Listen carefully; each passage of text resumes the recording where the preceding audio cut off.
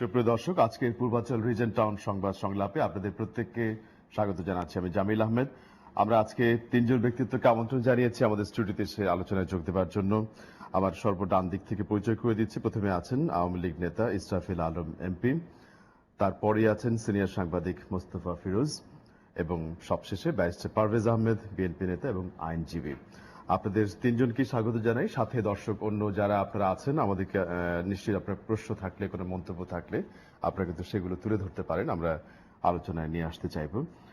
পারভেজ, এই মুহূর্তে আপনাকে দিয়ে শুরু করতে চাই যে কয়েকটি বিষয় যেটা আমরা আজকে সংবাদ মাধ্যমে দেখেছি, বিশেষ করে আপনি নিশ্চয়ই ফলো করেছেন, সারাদিনই সেগুলো বারবার এসেছে। একটা বিষয় হচ্ছে ইসরায়েলের যে গোয়েন্দা সংস্থা সঙ্গে বিএনপি নেতার বৈঠক নিয়ে ব্যাপক আলাপ আলোচনা হয়েছে এবং এর একটা প্রতিক্রিয়ায় প্যালেস্টাইনের যে চার্জ অ্যাফেয়ার্স উনি বলেছেন যে এই ধরনের কোন সম্পর্ক স্থাপনের চেষ্টা রাজনৈতিক আত্মহত্যার শামিল বলে বিবেচিত হতে পারে।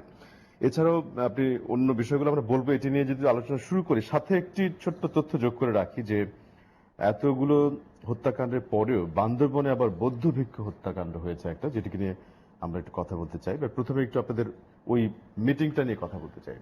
ধন্যবাদ জামিল ভাই আপনাকে। জিটিভির দর্শক যারা দেশে প্রবাসে দেখছেন তাদের সবাইকে শুভেচ্ছা জানাচ্ছি। আপনি যে প্রথমে যে প্রসঙ্গ দুটির মধ্যে প্রথম যেটা অবতারণা করেছেন যে আসলে ইসরায়েলি গোয়েন্দা সংস্থা মোসাদের সাথে বিএনপির একজন নেতার সাক্ষাৎ বা ধরেন ফটো সেশন, এই জাতীয় কিছু একটা, আমি বলবো যে এটা আসলে একটা আমার কাছে সংবাদটি মনে হয়েছে নিছক একটি যে ব্যক্তির সাথে ছবিটি এসছে তিনি ছিলেন বিএনপির আগে একটি উত্তর জেলা বিএনপির আহ্বায়ক ছিলেন। তার পরবর্তীতে এবারে নতুন কমিটিতে তিনি যুগ্ম মহাসচিব হিসেবে পদোন্নতি পেয়েছেন। আর উনি নিজে একটি ব্যাখ্যা দিয়েছেন যে উনি বলেছেন যে এটা আমার একটা পার্সোনাল বিজনেস ট্যুর ছিল ইন্ডিয়াতে, এবং he met one of his friend, probably his name is mister Shakil, এরকম নাম আর কি। তো তার সাথে উনি একটা সেমিনারে গিয়েছেন। সেখানে উনি জাস্ট সাবসিকুয়েন্টলি যেটা হয় একটা অনুষ্ঠানে গেলে অনেক ধরনের ফর্মালিটিস থাকে, অনেক ধরনের নো চয়েস থাকে, তো সেগুলিকে সে বলছে যে এগুলি দ্যাট ওয়াজ জাস্ট কনসিকুয়েন্স, আর কিছু না। কারণ এখন পর্যন্ত আমি মনে করি যেটা বিএনপির পক্ষ থেকে ওই জিনিসটা খুব পরিষ্কারভাবে ক্লিয়ার করা হয়েছে যে অ্যাকচুয়ালি সরকারের যে অবস্থা, আপনি ষড়যন্ত্র কোথায় করবেন, দুই রকমের জায়গা ষড়যন্ত্র করা যায়। একটি হচ্ছে যে এমন একটি দেশের অবস্থা যে আপনি কোনো রকমের কিছু পাচ্ছেন না, আপনার শেষ আশ্রয়স্থল হচ্ছে ষড়যন্ত্র। আমি বলবো বাংলাদেশের রাজনীতিতে বিএনপি এমন একটি জনপ্রিয় দল, তার নেত্রী দেশনেত্রী বেগম খালেদা জিয়া জনপ্রিয়তা যে তুঙ্গে যে অবস্থান করছেন, সেখানে এই সরকারের যে গণবিচ্ছিন্নতা, আমি বলবো এক ক্ষেত্রে এই জন্য যে এই পর্যন্ত সরকার কোনো সত্যি অর্থে কোনো নির্বাচনকে ফেস করতে পারছে না। আক্ষরিক অর্থে যদি নির্বাচন নামক শব্দটিকে আপনি ব্যবহার করতে চান, সেখানে এরকম একটি সরকারকে ফেলে দেওয়ার জন্য যেই সংস্থার কথা বলা হচ্ছে মোসাদের সাথে, বরং আমরা যদি একটু অন্যভাবে চিন্তা করি, আমরা যদি একটা নিউট্রালি চিন্তা করি, ইন্টারন্যাশনাল রাজনীতির পার্সপেক্টিভে সবচেয়ে ভালো সম্পর্ক মোসাদের সাথে কাদের? ইসরায়েলি গোয়েন্দা সংস্থা ভালো কমিউনিকেশনটা হচ্ছে পার্শ্ববর্তী দেশ ভারতের। সেই ভারতের সাথে এই সরকারের সম্পর্ক খুবই ভালো টাই আপ আমরা দেখেছি, আর কি নিকট অতীত দেখেছি, এখন পর্যন্ত সেটা বহাল আছে। তো সেই সুবাদে যদি ইসরায়েলের সাথে যদি কোন রকমের টাই আপ হয়, সেই টাই আপ হওয়ার মূল এটা হতে পারে বরং এই সরকারের সাথে। সেখানে বিএনপির একজন নেতার ফটো সেশনকে কেন্দ্র করে আমি বলবো যে যদি এরকম একটা পত্রিকায় নিউজ আসার পরে সেটাকে আলোচনার বিষয়বস্তু করা হয় এবং সরকারের বিভিন্ন জায়গা থেকে যদি রিয়াকশন দেওয়া হয়, তাহলে আমি বলবো যে সরকার আসলে রাজনীতিটিকে যদি তারা মনে করে যে ষড়যন্ত্র ব্যতি রেখে আর কিছু করার জায়গা নেই, তাহলে তারা ভাবতে পারে। কিন্তু আমি মনে করি বিএনপির মতো একটি দলের যারা সত্যিকার অর্থে সবসময় নির্বাচনকে প্রায়োরিটি দিচ্ছে, বিএনপি নির্বাচনে অংশগ্রহণ করছে, সেখানে আমরা নির্বাচনের কনসিকুয়েন্সটা এরকম হয়ে গিয়েছে যে বিভিন্ন জায়গায় এরকম অনিয়মীয় মাত্রাগুলি এরকম যে এখন আমি বলতে গেলে আমিও লজ্জা বোধ করি। কারণ অনেকটা এরকম হয়ে গেছে যে এবার এসএসসি পরীক্ষার রেজাল্টের মতো, যে অনেক পরীক্ষার্থী কেউ বলছে আমি অঙ্ক পরীক্ষা দেইনি, কেউ বলেছে আমি বিজ্ঞান পরীক্ষা দেইনি, কেউ বলেছে আমি ইংরেজি দেইনি, but he or she already obtained the pass. তো এরকম একটি অবস্থার মধ্যে আপনি মনে করছেন নিচু একটা ফটো সেশন, এর অতিরিক্ত কিছু নয়, এটা তো খুব পরিষ্কার। কারণ এটা আপনারা খুব ভালো মতোই আমরা অবগত আছি যে মোসাদের সাথে এখন পর্যন্ত আমরা আক্ষরিক অর্থে শুধু বিএনপি না, কোন রাজনৈতিক দলেরই সংমিশ্রতা আমরা পাইনি আজ পর্যন্ত। আর যেখানে যাকে নিয়ে ছবি তিনি নিজেই যেহেতু এটা ক্লিয়ার করেছেন, তারপরে বিএনপি দলগতভাবে সেটা ক্লিয়ার করেছেন, সেখানে আর অন্য কিছু নিয়ে আলোচনা করা কোনো অবকাশ নেই। আপনি জিনিসটাকে একটু শুরু করেছেন। ইসলাম, আপনাকে দিয়ে একটু আপনার কাছ থেকে শুনতে চাই, আপনার অবজারভেশন কি এই ব্যাপারটা নিয়ে? একটা পার্টিকুলার একটা বিষয় নিয়ে আসলে আলোচনা হচ্ছে, এই বিষয়টা আমাদের বাঙালি হিসাবে, বাংলাদেশের নাগরিক হিসাবে আমি মনে করি আমাদের জাতিগত আশা আকাঙ্ক্ষা এবং প্রত্যাশার উপর একটা চরম আঘাত। সত্যিকার অর্থে আমাদের বাঙালি জাতি আজকে তাদের হৃদয়ের যে রক্তক্ষরণ, যে বিএনপির মতো একটা রাজনৈতিক দল যারা দীর্ঘদিন ক্ষমতায় ছিল, রাষ্ট্র পরিচালনার দায়িত্বে ছিল, যারা ইসলামী উম্মার কথা বলে, ইসলামী মূল্যবোধের কথা বলে, তাদের কেন্দ্রীয় নেতা, গুরুত্বপূর্ণ নেতা, ইসরায়েলের মুসাদ পার্টির একজন উল্লেখযোগ্য নেতা এবং ইসরায়েলের এজেন্টদের সাথে উনি বৈঠক করবেন এবং সেই ছবি সামাজিক যোগাযোগ মাধ্যমে ছড়িয়ে যাবে, সেটা খুবই দুর্ভাগ্যজনক। আমি আপনাকে একটা উদাহরণ দিয়ে কথা বলি। গত বছর অক্টোবর মাসে আমাদের কলম্বোতে একটা কনফারেন্স হলো, মাইগ্রেন্টস ডোমেস্টিক ওয়ার্কার্সদের অধিকার এবং কল্যাণের উপর MFA ফোরাম করেছিল এবং 19টা দেশের প্রতিনিধি এসেছিল। তার মধ্যে ইসরায়েল থেকে একজন ভদ্র মহিলার নেতৃত্বাকার টিম এসেছিল। আমরা বাংলাদেশ থেকে গিয়েছিলাম কয়েকজন। সত্যি কথা বলতে যে তাদের সাথে আমরা ছবি উঠাইনি, ভিজিটিং কার্ড বিনিময় করিনি। এই কারণেই করিনি, যখনই তাদের কথা মনে হয়েছে তখন সেই চেহারা ভেসে উঠেছে শিশু হত্যা, নারী হত্যা, স্বামী স্ত্রীর কোল থেকে স্বামীকে উঠে নিয়ে গিয়ে কিভাবে হত্যা করছে সেই দৃশ্যগুলো, এই মানবাধিকার লঙ্ঘন, গণহত্যা, এই দৃশ্যগুলো যখন ভেসে আসে তখন ইসরায়েলকে একটা জাতি হিসাবে আমরা কখনো একটা সভ্য জাতি বলতে পারি না। ইসরায়েলের জনগণকে একটা মানুষ হিসাবে আমরা, স্বাভাবিক মানুষ হিসাবে আমরা স্বীকৃতি দিতে পারি না। তাই এই ব্যবধানটুকু কিন্তু আমরা রক্ষা করেছিলাম এই গত বছর অক্টোবর মাসের সম্মেলন। আর এখানে বিএনপির এত বড় একটা দলের এত গুরুত্বপূর্ণ নেতা সেখানে গেলেন, তাদের সাথে ছবি তুললেন, সেটা ফলো করে প্রচার করলেন, সেটাকে আবার জাস্টিফাই করার জন্য বিভিন্ন ধরনের কলা কৌশল যুক্তিতর্ক উপস্থাপন করা হচ্ছে। তাদের উচিত জাতির কাছে ক্ষমা চাওয়া, যদি ব্যবসার জন্য যান বা বিভ্রান্তি হয়ে থাকে জাতির কাছে ক্ষমা চাওয়া। কারণ বাংলাদেশের সাথে ইসরায়েলের সম্পর্ক ঐতিহাসিক সম্পর্ক। ইসরায়েলের মুক্তির জন্য, ফিলিস্তিনিদের মুক্তির জন্য বাংলাদেশের হাজার হাজার যুবক ছেলেরা কিন্তু যুদ্ধ করেছে, অস্ত্র হাতে নিয়েছে, তারা জীবন উৎসর্গ করেছে, রক্ত দিয়েছে। আজকে সেই দেশের একটা রাজনৈতিক দলের নেতা ওই সব এজেন্টদের সাথে, যারা বিশ্ব সভ্যতা মানবতার যারা শত্রু, তাদের সাথে ছবি উঠাবে, সম্পর্ক স্থাপন করবে। চার্লস অ্যাফেয়ার্স ইসরায়েল যেটা বলেছেন যথাযথ বলেছেন যে বিএনপি যদি তাদের সাথে সম্পর্ক স্থাপন করে রাজনৈতিক আত্মহত্যা, ষড়যন্ত্র দূরে থাকুক, ছবি তোলাটাও এটা উচিত, এটা মানসিকতার ব্যাপার, রুচির ব্যাপার, এটা দায়িত্ববোধের ব্যাপার। কারণ সবার সাথে সবকিছু করা যায় না। এই বোধ, এই চিন্তা, এই বিবেচনাটুকু রাজনৈতিক নেতাদের থাকা উচিত। ধন্যবাদ মুস্তাফা ফিরোজ। আপনি সংবাদ মাধ্যমের মানুষ, আপনি নিশ্চয়ই ফলো করেছেন খবরটি, আপনি কিভাবে এটিকে দেখতে চাইছেন? না, আসলে এই ইসরাফিল ভাইয়ের সাথে আমি একমত। ওনার শেষের যে অংশটা, এই ঘটনাটাকে কি বলে ষড়যন্ত্র বা বৈঠক যদি হতো, যদি মানে মোসাদের তো আর ওপেন কোনো না, এটা গোয়েন্দা সংস্থা ইসরায়েলের, তাদের সাথে বৈঠক হবে, এটা গোপনে হবে, এটা ছবি আসবে কেন?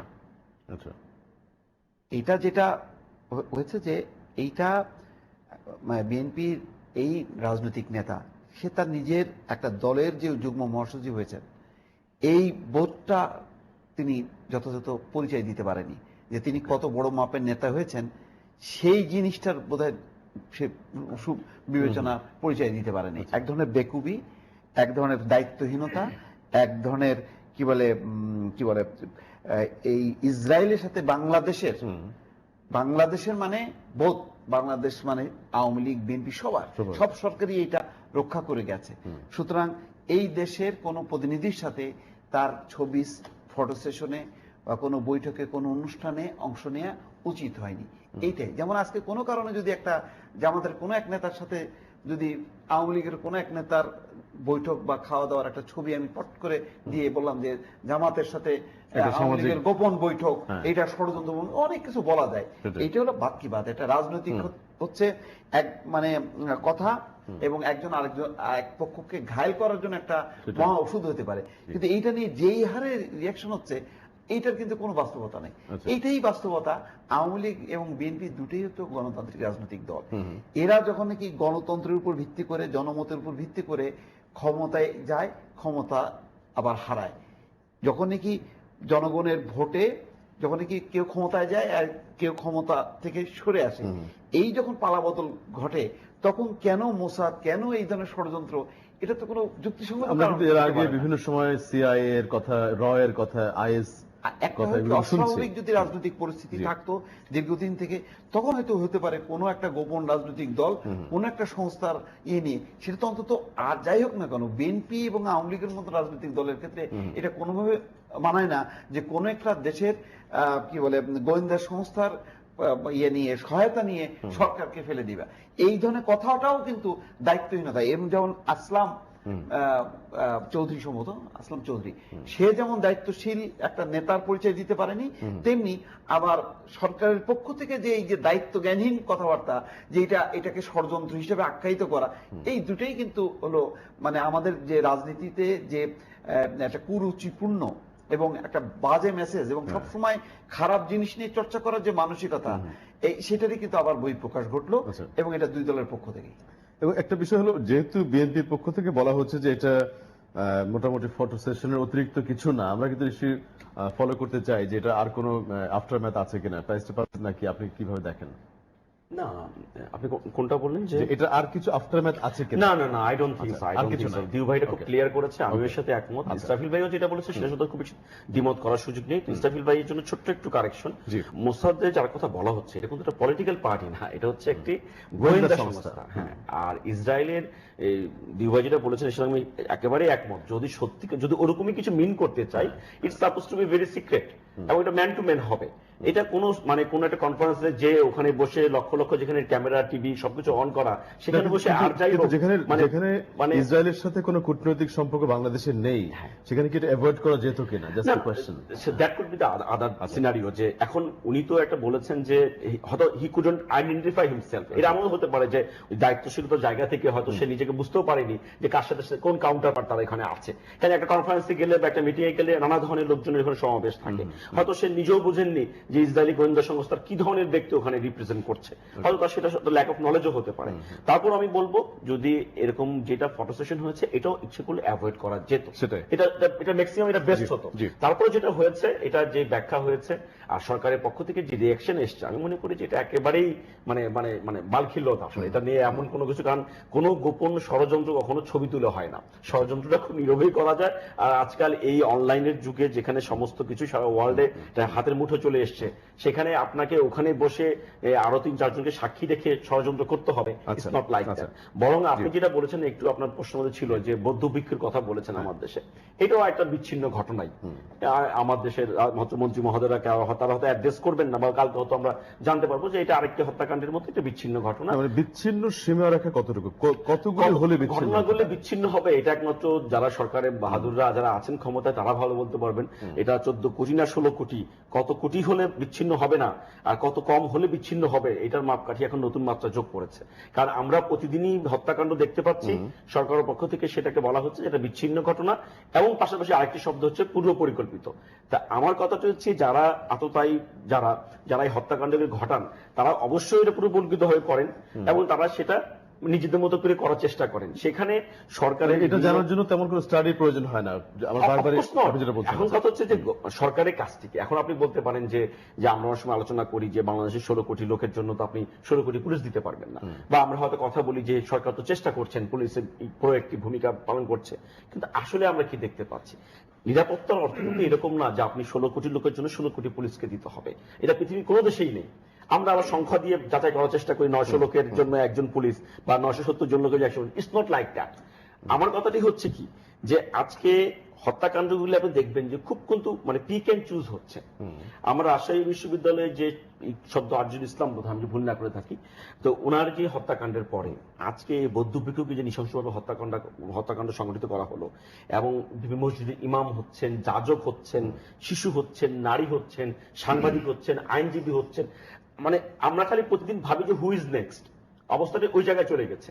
এখন এরপরও আমাদেরকে কষ্ট করে বলতে হবে কি আমাদের অবস্থানটি এরকম। আমরা যদি এটা করে বলি যে কেন হচ্ছে, সরকার পক্ষ থেকে বলা হয় এটা ষড়যন্ত্র, বরং আমরা যদি বলি যে না এগুলি কিছু না, তাহলে হয়তো তারা হয়তো খুশি হবেন, কিন্তু আলটিমেটলি সে কথা বলতে পারলে আমরাও খুশি হতাম। কারণ এই যে যারা এই ঘটনার শিকার হন তারা কিন্তু কেউ জানেন না যে কালকে তারা এই ঘটনার শিকার হবে। আজকে আমরা 4 জন বসে কথা বলছি, মানে anyone could be next target, কালকে আমিও হতে পারি, আপনিও হতে পারেন। সুতরাং এই যে আমাদের মানে সবাইকে একটা আঙ্গুল নির্দেশ করে দেওয়া যে এই সরকারের বিচ্ছিন্ন সরকারকে এই করার জন্য, ষড়যন্ত্র করার জন্য, তাকে ফেলে দেওয়ার জন্য বিরোধী দল থেকে করা হচ্ছে। যদি সত্যিকার অর্থে বিরোধী থেকে এরকম ঘটনা ঘটিয়ে থাকে বা সংগঠিত কোনো বাহিনী বা সংস্থাগুলি করে থাকে, এই দায় দায়িত্বটি কার? সরকারের। তাহলে আপনি একটা কথা আমাকে বলুন, এই যে সারা বাংলাদেশে এই যে আজকে এই মাসে, আজকে হচ্ছে মে মাস, জানুয়ারি, ফেব্রুয়ারি, মার্চ, এপ্রিল, এই 4 মাসে বাংলাদেশে এই যাবৎকালের সর্বোচ্চ সংখ্যক হত্যাকাণ্ড সংঘটিত হচ্ছে। ইট অলরেডি ক্রস মানে 22-র উপরে, মানে 2200-র উপরে হয়েছে।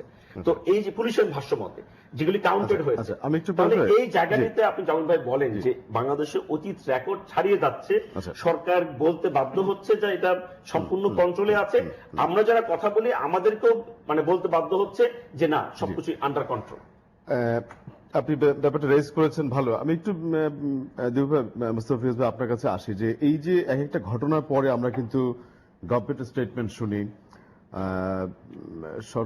বড় রাজনৈতিক দলগুলো ভিন্ন ভিন্ন ব্যাখ্যা শুনি, কিন্তু তারপরেও যে ঘটনাগুলো রিপিটেডলি ঘটে যাচ্ছে, মানে এখন কি সেটা শুধু আমরা বিবৃতিগুলো শুনবো না, আগের গুলো কিন্তু কোনো ফলো আপ আমরা সে অর্থে দেখি না? যেমন উনি একটা কথা রাজশাহী বিশ্ববিদ্যালয়ের স্যারের কথা তুলেছেন, সাথে যে ঘটনাটি যোগ হলো আজকে, আলটিমেটলি কি কোন দিকে আমরা এটাকে ইন্টারপ্রেট করতে যাচ্ছি? না, লক্ষণ তো খুবই মানে ভয়াবহ এবং ভীতিকর, এবং এই সমস্ত ঘটনার মধ্যে সারা দেশে যে আতঙ্ক এবং ভীতিকর একটা পরিস্থিতি, সেই পরিস্থিতিটা নিরসনের ব্যাপারে বারবার কিন্তু বলা হচ্ছে। এবং আজকেও দেখলাম যে এই বৌদ্ধ ভিক্ষুক যে এই ঘটনাটা বিচ্ছিন্ন, ওইটা বিচ্ছিন্ন, আবার নিজেরাই কিন্তু সব বিরোধী, যে বলা হচ্ছে পরিকল্পিত। তো স্বরাষ্ট্রমন্ত্রী বলছেন যখন, তখন বলছেন বিচ্ছিন্ন, আর রাজনৈতিক উইং থেকে যখন নাকি বক্তব্য দেওয়া হচ্ছে তখন বলা হচ্ছে পরিকল্পিত। তো কোনটা বিচ্ছিন্ন? সরকারের নিজেদের মধ্যেই তো কন্ট্রাডিকশন। সুতরাং তারা মনে করছে যে এটা বিচ্ছিন্ন বলে বোধহয় মানে ইন্টারন্যাশনালি আমরা একটু কম চাপের মধ্যে পড়বো, আর যখন বলা হচ্ছে পরিকল্পিত তখন এটা মানে বিরোধী পক্ষের উপরে চাপাই দেওয়া। এই ধরনের নানান একটা জগা খিচুড়ি অবস্থার মধ্যে ঘটনার প্রভাব কিন্তু আপনি দেখেন ছোট বড় মিলে কিন্তু থেমে নেই কিন্তু। তো এবং এইটা কি আচ্ছা হতে পারে এটা একটা সংঘবদ্ধ ষড়যন্ত্র, পরিকল্পিত, কিন্তু তার বিপরীতে যে অভিযানগুলো এবং যারা ঘটনাগুলো ঘটাচ্ছে সেই নেটওয়ার্কটার ব্যাপারে কিন্তু সরকার একেবারেই নীরব, এবং কোনোভাবেই যেন এই নেটওয়ার্কটাকে তারা থামাতে পারছে না, ধরতে পারছে না, এটা নিয়ন্ত্রণ নিতে পারছে না কেন?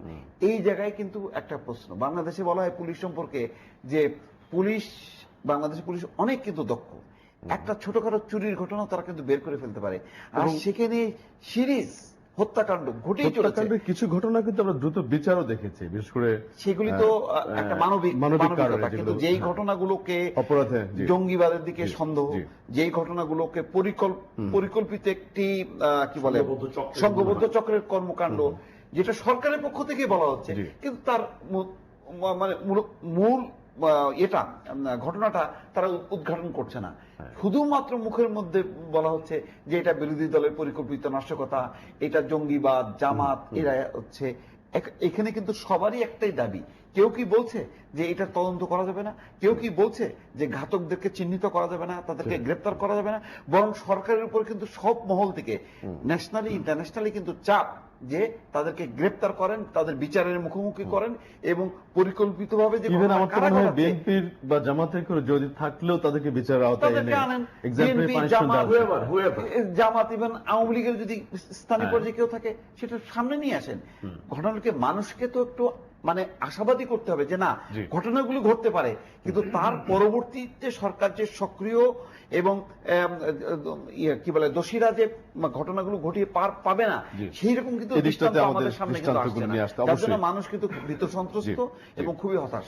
আমরা আরো আলোচনা করতে চাই, ইসলাম ভাই আপনাকে দিয়ে শুরু করবো। বিরতির পরেই আমরা একটা বিরতি যেতে চাচ্ছি। দর্শক আপনারা নিশ্চয়ই আমাদের সাথে থাকবেন। সংবাদ সংলাপে আমরা ফিরে আসছি কিছু সময় পরেই। আমরা বিরতির পরে আবার ফিরে এলাম সংবাদ সংলাপে। আমরা বিরতিতে যাবার আগে ইসমাইল ভাই কিছুটা আইন শৃঙ্খলা পরিস্থিতি নিয়ে কথা বলেছিলাম, ওরা দুজনে মন্তব্য যেটা বলেছি আমি ওইখানে আছি, একটু বলেছে যে এটা কোনো বিষয় না। আসলে আমি একেবারে সুস্পষ্টভাবে বলতে চাই যে আপনার মোদি এন্ড সাফাদির সাথে যে বৈঠকটা আসলাম চৌধুরী সাহেব করেছেন, উনি হলেন ওই দেশের গোয়েন্দা সংস্থার একজন প্রতিনিধি। এছাড়াও ওখানে যে আপনার হচ্ছে লিকুদ পার্টি আছে, সেই লিকুদ পার্টির উনি কেন্দ্রীয় নেতা এবং উনি প্রতিষ্ঠিত নেতা, সুপরিচিত নেতা। অতএব এই বৈঠকটা অবশ্যই একটা সুনির্দিষ্ট লক্ষ্য, উদ্দেশ্য এবং পরিকল্পনা নিয়ে করা হয়েছে। আমার মনে হয় এখানে সন্দেহ সৃষ্টি করার বা বিতর্ক সৃষ্টি করার কোনো অপপ্রয়াস করা ঠিক না। বরং আমি অনুরোধ করব যে আপনার মনে যদি সদিচ্ছা থাকে, সততা থাকে, তাহলে আপনি বলেন ইয়েস এটা ভুল হয়েছে বা আমি বুঝিনি, আপনি ক্ষমা চান জাতির কাছে। কারণ ক্ষমা চাওয়ার মধ্যে অগৌরবের কিছু নাই, ক্ষমা চাওয়ার মধ্যে লজ্জা বা ক্ষমা চাওয়ার মধ্যে গ্লানির কিছু নাই। আচ্ছা, যদি সেটা সত্যি সত্যি তার অবস্থান পরিষ্কার থাকে তার এটা করা উচিত। আর এই বিষয়টা খুবই উদ্বেগের, উৎকণ্ঠার এই জন্যই যে ইসরায়েল হলো বিশ্বের একটা অশুভ শক্তি। ইসরায়েল মানবতা বিরোধী শক্তি, গণতন্ত্র এবং সভ্যতা বিরোধী একটা কালো শক্তি। সেই শক্তির সাথে কারো সংমিশ্রণ বা কারো সম্পর্ক, এটা যে কোনো বিবেকবান শান্তিকামী মানুষের জন্য কিন্তু উদ্বেগ এবং উৎকণ্ঠার বিষয়। সেই জায়গাতেই আমাদের উৎকণ্ঠা আছে, উদ্বেগের বিষয়টা আছে যে বিএনপির মতো একটা রাজনৈতিক দলের কেন্দ্রীয় নেতা, সে তো লেম্যান না, আমি আবারও বলছি, সে পলিসি মেকার, নীতি নির্ধারক, যুগ্ম সাধারণ সম্পাদক, উনি কেন ওই জায়গায় এই কাজটি করবেন? আর এটা তো ছবি অন্যকেও প্রকাশ করে, যাদের সাথে ছবি উঠানো হয়েছে তারাই তো প্রকাশ করেছে। সো এটা নিয়ে আমার মধ্যে এটা নিশ্চয়ই ফলো করতে চাই যে আবার আরেকটা কথা, আইন শৃঙ্খলার কথা বলছি, দেখেন আরেকটা বিষয় বলি যে every state has founding faith. Founding faith বলে একটা বিষয়, আমাদের রাষ্ট্রের কিন্তু ফাউন্ডিং ফেথ আছে যে আমরা কারোর সাথে বলিতা করবো না, সবার সাথে বন্ধুত্ব করবো। তা কিন্তু যারা এই রাষ্ট্রের বিরুদ্ধে, যারা দেশের বিরুদ্ধে, বাংলাদেশের বিরুদ্ধে, বাংলাদেশের মানুষের বিরুদ্ধে যারা কনস্পিরেসি করে, দ্বন্দ্ব কলহ করে, অপপ্রচার করে, তাদের সাথে সুসম্পর্ক স্থাপন করার তো কোনো সুযোগ নাই। সে জায়গাতে আমাকে তো কন্টেস্ট করতেই হবে, আমার অবস্থানকে তো আমার সংরক্ষণ করার জন্য, রক্ষা করার জন্য আমাকে চেষ্টা করতেই হবে। আইন শৃঙ্খলার কথা পারভেজ বলেছে, আমি আসলে বিচলিত না। বিএনপির ভাইরা যে সমস্ত কথাবার্তা বলেন, ওনারা নিজেদের চেহারাটা পিছনের দিকে তাকান না। কারণ যে সন্ত্রাসগুলো হচ্ছে, যে খুন খারাপিগুলো হচ্ছে, কেন হচ্ছে, এই ব্যাপারে বিস্তারিত আলোচনা হয়েছে। যুদ্ধ অপরাধীদের মতো একটা শক্তিশালী দেশি বিদেশি সমন্বয়ে একটা শক্তিশালী গোষ্ঠীর বিরুদ্ধে বিচার প্রক্রিয়া হচ্ছে, মৃত্যুদণ্ড হচ্ছে, কার্যকর হচ্ছে। তাদের তো অনেক শীর্ষ সামন্ত আছে, তাদের অর্থ আছে, জনবল আছে, তাদের টেকনোলজি আছে, এটাকে তো ওরা কাজে লাগাবেই। রাষ্ট্র চেষ্টা করছে, সরকার চেষ্টা করছে এগুলোকে মোকাবেলা করার জন্য, কিন্তু এরা হচ্ছে সংঘবদ্ধ পরিকল্পিত অপরাধী, এরা জঙ্গি এবং এরা হচ্ছে আপনার গুপ্ত এরা গুপ্ত হামলা করছে। আইন শৃঙ্খলা বাহিনী তো প্রস্তুত, সবসময় তো প্রস্তুত থাকতে পারবে না আমাকে পাহারা দেওয়ার জন্য, ফিরোজ ভাইকে পাহারা দেওয়ার জন্য, আপনাকে পাহারা দেওয়ার জন্য। আকস্মিকভাবে ঘটনাগুলো ঘটিয়ে তারা আবার পালিয়ে যাচ্ছে অথবা ধরা পড়ছে। তারপরে সরকারের একটা বিষয় আপনারা মূল্যায়ন করবেন যে সরকার এই বিষয়গুলোকে অ্যাড্রেস করছে কিনা, ইমিউনিটি দিচ্ছে কিনা, দায়মুক্তি দিচ্ছে কিনা, তদন্ত করে তাদের বিচার আওতায় আনছে কিনা, সেই জায়গাতে আপনাদের বক্তব্য থাকতে পারে। যেমন বৌদ্ধ ভিক্ষু মারা গেছে, তদন্ত শুরু হয়েছে, এখনই যদি আমরা বিভিন্ন ধরনের কথাবার্তা বলি তদন্ত অন্যদিকে যাবে, সঠিক তদন্ত নাও হতে পারে। তাই বরং সরকারকে সহযোগিতা করা দরকার, যেহেতু সরকারের সদিচ্ছা আছে যে এদেরকে ধরেন, এদের বিচার করেন, দৃষ্টান্তমূলক বিচার হোক, এই ব্যবস্থাগুলো বন্ধ হয়ে যাক। তো আমি একেবারে দৃঢ়তার সাথে বলি যে এখনো 65টি জেলায় একসাথে বোমা বিস্ফোরণ হয় না।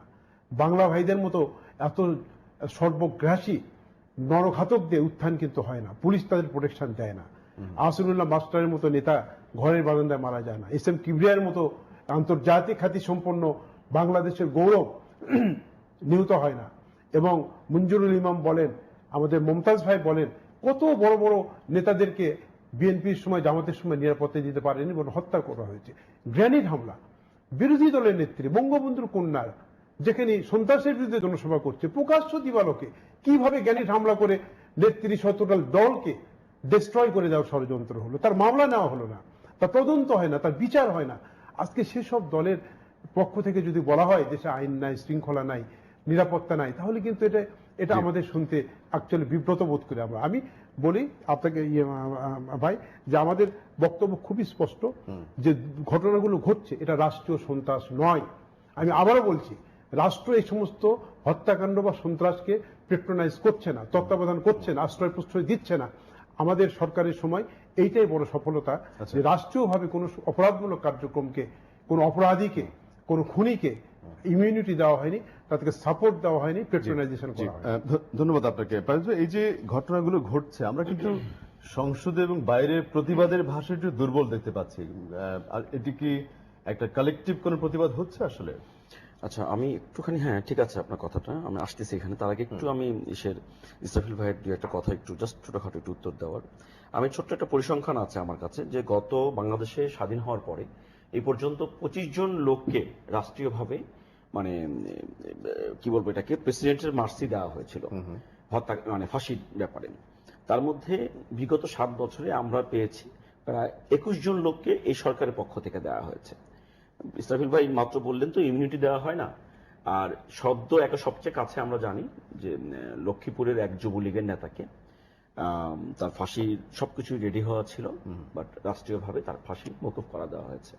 এর আগে কোন রাজনৈতিক দলের সাথে উনি যুবলীগের তৎকালীন সাধারণ সম্পাদক ছিলেন, সেটা পত্রিকায় এসছে। এরও আগে আমরা জানি যে অ্যাডভোকেট নুরুল ইসলাম লক্ষ্মীপুরের সে বিএনপির নেতাকে হত্যাকাণ্ডী তাহের এবং তার ছেলে বিপ্লবেরও ফাঁসি মওকুফ করে তাকে যাবজ্জীবন কারাদণ্ড দেওয়া হয়েছিল। তো এরকম অজস্র ঘটনা আমরা দেখেছি। এখন ইসরাফিল ভাইরা হয়তো বলছেন এটা বলার জন্য একটা প্রশ্ন নিতে চাই আপনার কাছে, ফিরছি এবার আলোচনায়। একজন দর্শক অনেকক্ষণ থেকে অপেক্ষা করছেন। হ্যালো, কে আছেন আমাদের সাথে? হ্যালো, আসসালামু আলাইকুম। ওয়ালাইকুম আসসালাম। আমি চট্টগ্রাম থেকে দিদার বলছি। জি জি বলুন। আমি বর্তমান সরকার এমপি ইসরাইল সাহেবের কাছে এবং বিএনপি নেতা ব্যারিস্টার পারভেজ সাহেবের কাছে একটা প্রশ্ন জানতে চাচ্ছি। এটা হচ্ছে ইত্তেফাকে দেখলাম 11 তারিখের পত্রিকা নাকি 10 তারিখের পত্রিকা, সেখানে আসলাম সাহেবের যে ছবিটা দেওয়া হয়েছে ওটার পিছনে দেখলাম একটা ব্যানার, তো সেখানে লেখা দেখলাম এটক অফ ইন্ডিয়া আইপ্যান ইসরায়েল রিলেশনশিপ। এখন এটা একটা বোঝা যাচ্ছে এটা একটা সেমিনার, একটা ডেস্ক। তাহলে এখানে ক্লিয়ার বোঝা যায় যে আসাম চৌধুরী মোসাদের সাথে জড়িত বা আসাম চৌধুরী মোসাদের সাথে বলতে আছে বা সরকারের ষড়যন্ত্র করতেছে। 2 নম্বর হচ্ছে যদি আসাম চৌধুরী ইসলামের যারা যে ইসরায়েল ফিলিস্তিনকে একের পর হত্যা করতেছে, তো সেই আসামি সেখানে থেকে যদি এটাই ইসলামের ফিলিস্তিনের বিরুদ্ধে যায়, ইন্ডিয়া তো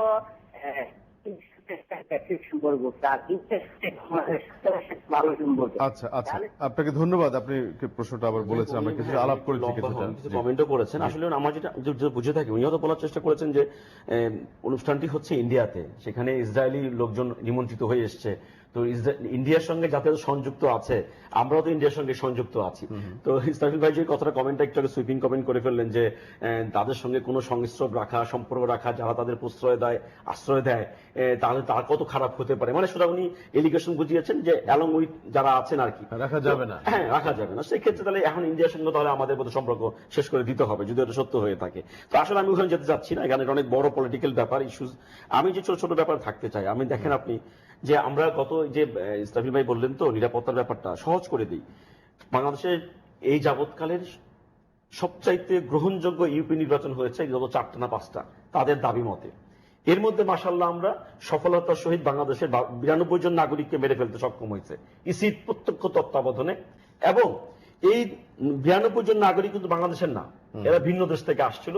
এরা জঙ্গি কিনা তা জানি না, তবে জঙ্গি যদি এরা হয়ে থাকে 92 জনের, এর মধ্যে 53 জন হচ্ছে আওয়ামী লীগের যারা মারা গিয়েছেন, 4 জন বিয়ে, 36 জন হচ্ছে অন্যান্য, এরা আবার কোন দেশে তাও জানি না, আর বাকি 7 জন বলা হয়েছে বিভিন্ন পার্টির। তো এরকম একটা অবস্থায় কিন্তু আমরা আইন শৃঙ্খলা পরিস্থিতি খুব ভালো বলেই আমরা আগাচ্ছি আস্তে আস্তে। এখন আসুন, ইসরাফিল ভাইরা হয়তো মোসাদের মধ্যে গন্ধ পাচ্ছেন, আমি ওখানে যেতেই চাচ্ছি না। ওনারা বলছেন তদন্ত করে দ্রুত বিভিন্ন হত্যাকাণ্ডের বের করছেন। এখন পর্যন্ত আমরা একটি হত্যাকাণ্ড, আলোচিত কোনো হত্যাকাণ্ডের কোনো বিচার দেখিনি। এখন আমি যে কথাটি বলতে চাই, রেসপন্সিবিলিটি প্রশ্নটা আসতে চাই, সেটা হচ্ছে যেমন ইসলামী ভাই বললেন যে কিবরিয়া সাহেবের হত্যাকাণ্ড, তারপরে গাজীপুরের আমাদের যে প্রখ্যাত শ্রমিক নেতা ছিলেন আওয়ামী লীগের আসুল্লাহ মাস্টার, অবশ্যই এই কোনোটাই হত্যাকাণ্ডের দায় রাষ্ট্র এড়াতে পারে না। ইভেন তারা যখন যারা ক্ষমতা থাকে ওই সময় হত্যাকাণ্ড হলে দায় এড়ানো যায়। ঠিক তেমনি ভাবে আমাকে তো বলতে হয়, ঠিক আওয়ামী লীগ যখন ক্ষমতায় ছিল, বাংলাদেশের 1000 বছরের শ্রেষ্ঠ বাঙালি বলে আমরা যাকে দাবি করি, সেই বঙ্গবন্ধু কিন্তু হত্যাকাণ্ড সংঘটিত হয়েছিল আওয়ামী লীগ যখন ক্ষমতায়। কেন ইমাজিন, আপনাকে চিন্তা করতে হবে যে আপনি কোথায় কি অ্যাড্রেস করছেন। আপনার দল ক্ষমতায়, আপনি ক্ষমতায় আছেন, আপনার দল ক্ষমতায় থেকে বঙ্গবন্ধুর মতো নেতৃত্বকে আপনারা খুন করে ফেলেছেন। আপনি এখন ষড়যন্ত্র আনতে পারবেন, আপনি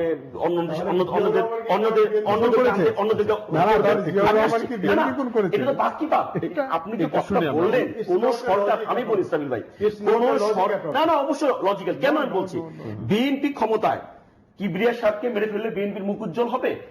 আনসারটা দেন না। এখন যে দেশের মধ্যে অনেক অনেক হত্যাকাণ্ড সংঘটিত হচ্ছে, আপনি বলুন তো এই একটা হত্যাকাণ্ড কি আপনি বলতে পারবেন? আমি বলতে পারবো সরকার করছে, কেন আমি বলবো হ্যাঁ বলতে সরকার করছে, কিন্তু আসলে তো করছে না, এটা কখনোই হতে পারে না।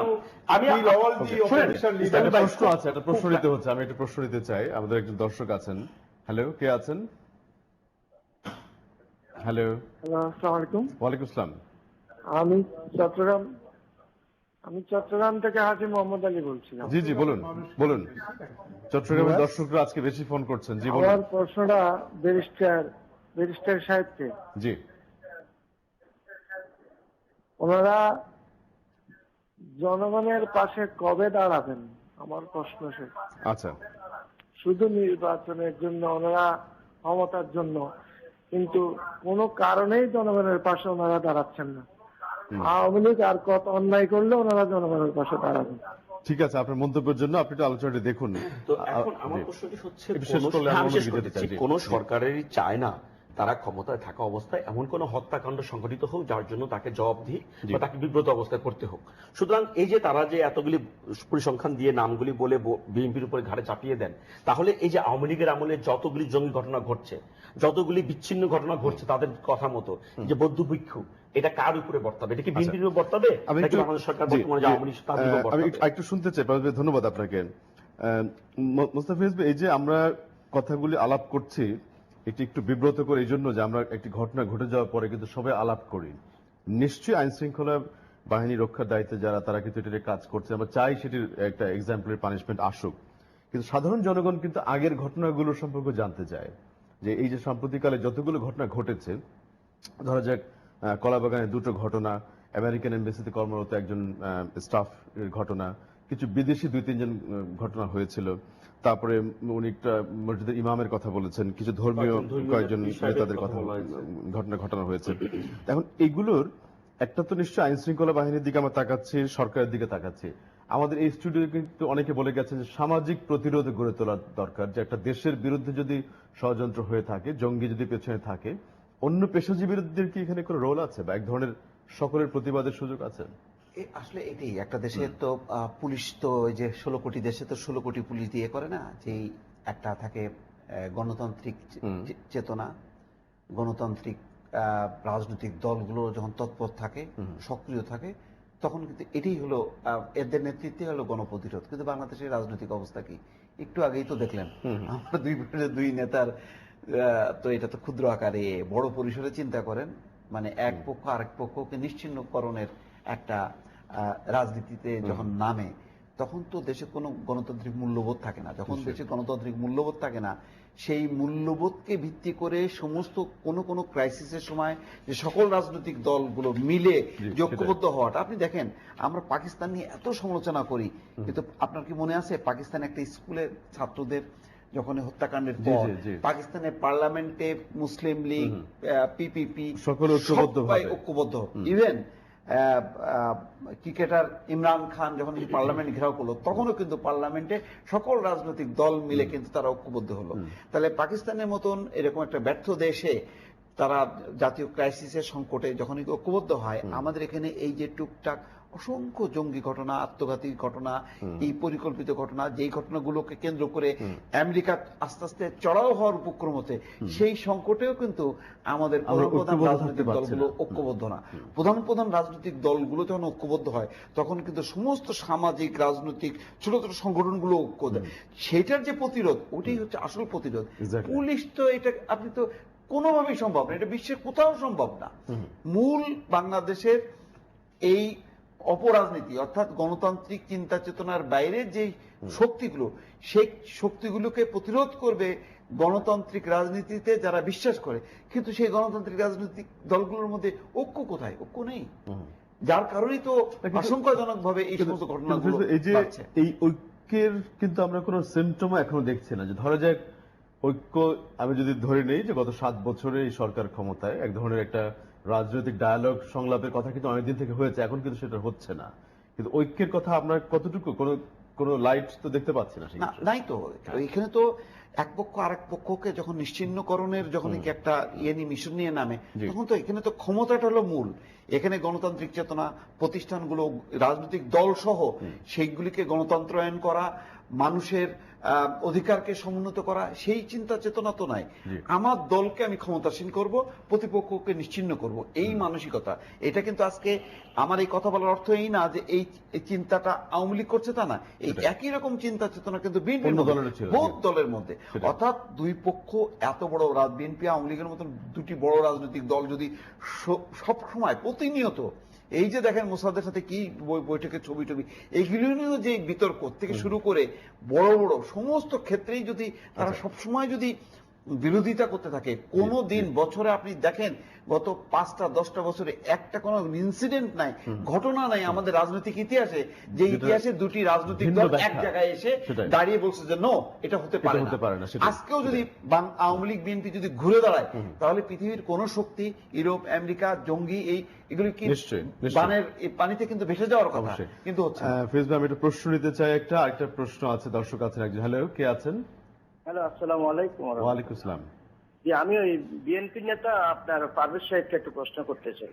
কিছুদিন আগে বললেন যে জাতির পিতা বঙ্গবন্ধুকে হত্যা করা মানে আওয়ামী লীগকে হত্যা করা, ওনারাই তো হত্যা করছেন, তো উনি তো আওয়ামী লীগের তো মাইরে ফেলছেন, ওনারা কোর্টে গলাবাজি করা যায়, টকশো।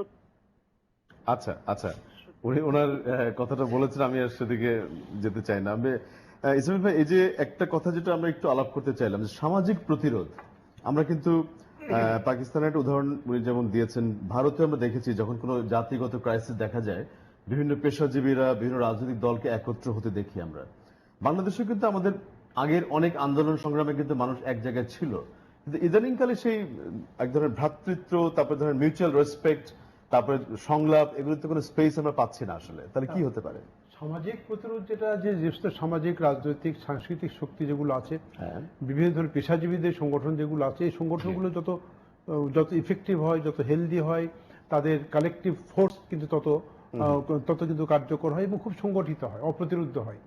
আমাদের দেশে আমাদের অর্থনৈতিক উন্নয়ন হচ্ছে, সামাজিক উন্নয়ন হচ্ছে, কিন্তু সত্যিকার অর্থেই এই সংগঠনগুলোর দুর্বলতাগুলো কিন্তু আরো বেশি, দৈন্যতা কিন্তু বেশি প্রকাশ পাচ্ছে। দেখেন, সাংবাদিকদের মধ্যে ঐক্য নাই, আইনজীবীদের মধ্যে ঐক্য নাই, শ্রমিক সংগঠনগুলোর মধ্যে ঐক্য নাই, ব্যবসায়ী সংগঠনগুলোর মধ্যে ঐক্য আছে, যেহেতু তারা ভিন্ন একটা জায়গাকে বিলং করে।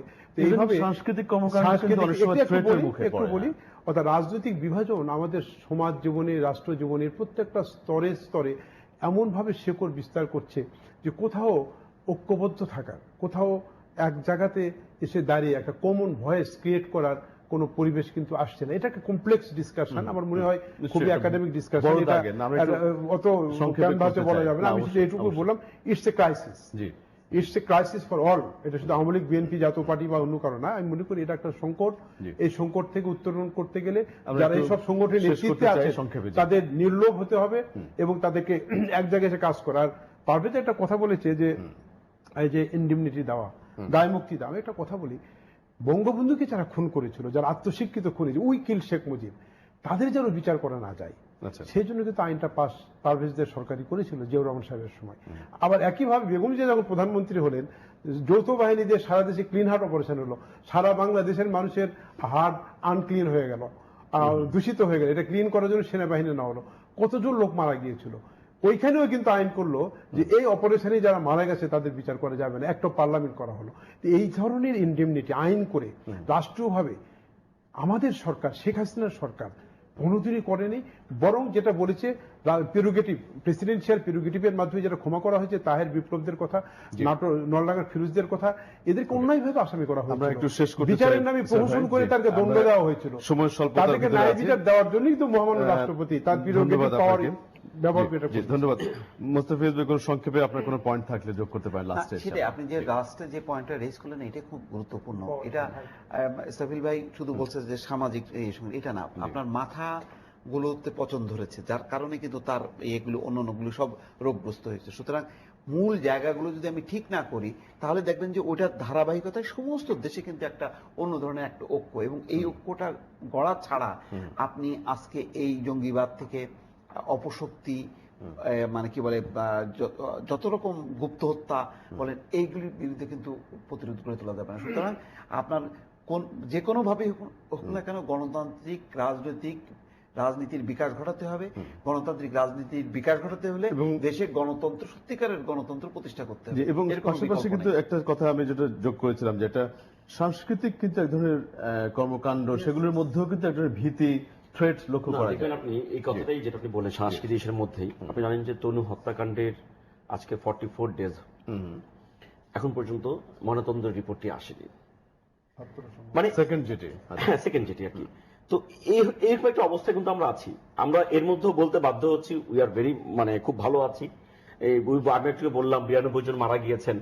আমাদের ইসলামী ভাই বলতে পারতেন যে 92 জন কেন মারলো, এটা আমি অবশ্যই এটা আমরা তদন্ত করে দেখবো। এভাবে কোনো তদন্ত হবে না। এবং এই 92 যে হত্যাকাণ্ডে আপনি জানেন যে একটি হত্যাকাণ্ডে 4 ধাপে নির্বাচন হয়েছে। সরি টু সে, খুব একটি মামলাও প্রসিডিংসে আগেনি। এবং নট অনলি দ্যাট, বরং মামলা কোনটা আগাচ্ছে। আজকে আমরা দেখলাম দেশনেত্রী এবং খালেদা জিয়া হুকুম দিয়েছেন এই দারুসালাম থানায় কোন ট্রাক পুড়ে ফেলার জন্য, সেটার ব্যাপারে তদন্ত আগাচ্ছে। কিন্তু 92 জন নাগরিক হত্যাকাণ্ডের কোন তদন্ত এই হচ্ছে যখন আপনি আমার রাষ্ট্র যখন পলিটিসাইজ হয়ে যায় এবং সেটা শুধু একচোখা নীতি হয়ে যায় এবং পিক এন্ড চুজ হয়ে যায়, তখন আপনি হিউম্যান রাইটস এর কথা বলেন, নির্বাচনের কথা বলেন, এই নাগরিক সিকিউরিটির কথা বলেন। আমি আপনাদের তিনজনকে ধন্যবাদ জানাতে চাই, ব্যারিস্টার পারভেজ, ইসরাফিল আলম এবং মোস্তফা ফিরোজ, আজকে আলোচনায় এসে যোগ দেওয়ার জন্য। দর্শক আপনাদেরকে ধন্যবাদ এতক্ষণ আমাদের সাথে থাকার জন্য। আমরা আগামী আলোচনায় অন্য কোনো অতিথিকে নিয়ে আবারও হাজির হব। আপনারা সে পর্যন্ত ভালো থাকবেন এই আশাবাদ জানিয়ে আজকে এখানেই শেষ করছি।